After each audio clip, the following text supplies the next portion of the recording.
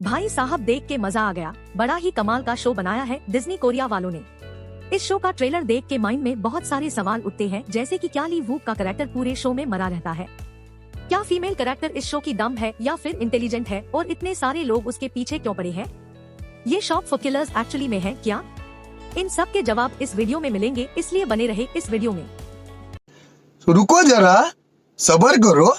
पहले कुछ लोग जो जानना चाहते होंगे कि शो की एंडिंग कैसी है और क्या इसका सीजन 2 बनेगा या नहीं, उन्हें बता दूं कि हाँ, इसका सीजन 2 आना तो चाहिए। जिस तरह से लास्ट एपिसोड को खत्म किया गया है उसको देखे तो लगता तो ऐसा ही है और इस सीजन में एंडिंग हैप्पी है।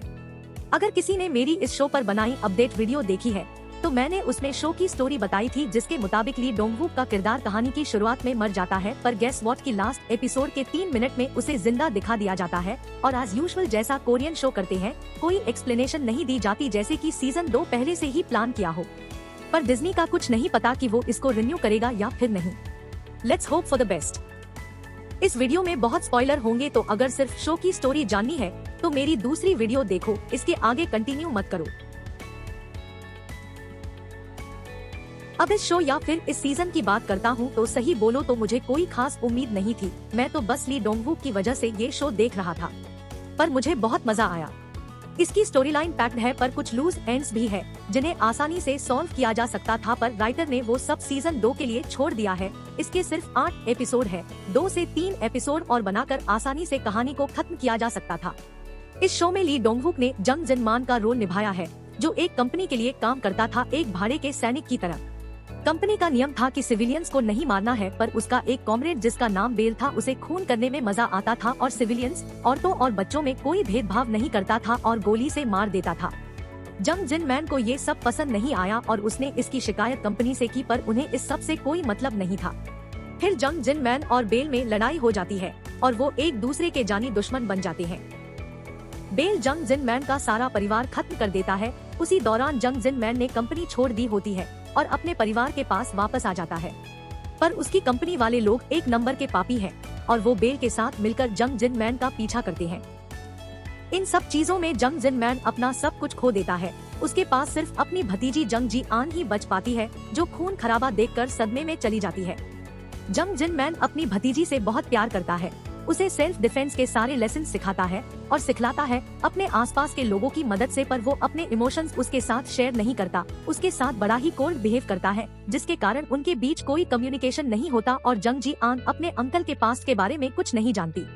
फिर एक दिन खबर मिलती है कि जंग जिनमैन ने सुसाइड कर लिया, जिस पर कोई विश्वास नहीं करता, पर फिर भी वो ही सच है और जंग जी आन पर कंपनी और बेल ने बहुत बड़ी बाउंटी रखी हुई है और बहुत सारे किलर उसका पीछा करते हैं, क्योंकि उसके अंकल एक ऑनलाइन शॉपिंग मॉल चलाते हैं जिसका नाम है मर्दहल। वहाँ पर गन्स और दूसरे तरह के हथियार सेल किए जाते हैं और लोगों को अलग अलग कोड्स में डिवाइड किया हुआ है, पर कोड ग्रीन सबसे इम्पोर्टेंट है। इसका मतलब है कि उन्हें कोई मार नहीं सकता।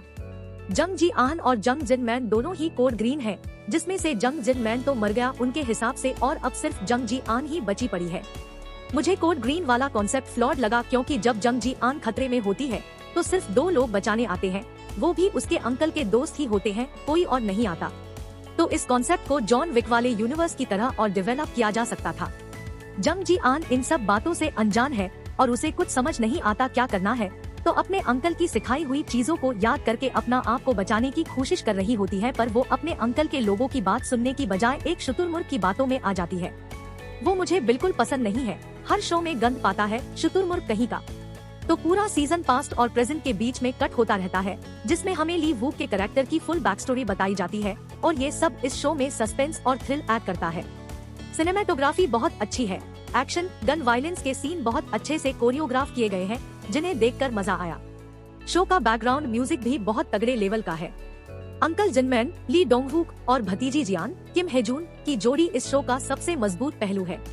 उनका रिश्ता धीरे धीरे डेवलप होता है, दूर से करीब और डिस्टेंस से जुड़ाव की ओर। उनकी प्यारी सी नोकझोंक भी शानदार है। ली डोंगवूक इस सीरीज में एक साधारण पर शक्तिशाली और रोचक कैरेक्टर निभाते हैं। भले ही वो एक्शन सीन्स में माहिर है, पर एक रहस्यमय बिजनेसमैन और अंकल के रोल में उनकी भूमिका कमाल की है। मुश्किल समय में अपनी भतीजी को इंडिपेंडेंट और डिफेंस के बारे में सिखाना उनके किरदार को और गहराई देता है। किम हेजून ने भी शानदार अभिनय किया है। कहानी सिर्फ जियान के सर्वाइवल और उसके अंकल की दुकान हथियारों की ब्लैक मार्केटिंग पर फोकस करती है, पर ड्रामा में रिवेंज की सेकेंडरी स्टोरी लाइन भी चलती है, जो बस सेकेंडरी ही होकर रह जाती है। इसकी वजह से हम दोबारा प्रेजेंट में बेल और जिनमैन का आमना सामना नहीं देख पाते। इसको आसानी से शो किया जा सकता था। कंपनी वाला कॉन्सेप्ट स्टोरी में जस्ट इंट्रोड्यूस करके छोड़ दिया, उसको और डेवलप किया जा सकता था, जो इस शो को और भी इंटरेस्टिंग बना सकता था। तो कमेंट सेक्शन में जरूर बताना कि आपको ये शो कैसा लगा और आपका क्या विचार है इस सीरीज के बारे में। क्या आप इसे देखेंगे? मुझे जरूर बताना। तब तक के लिए बाय। खत्म। Bye bye, Tata.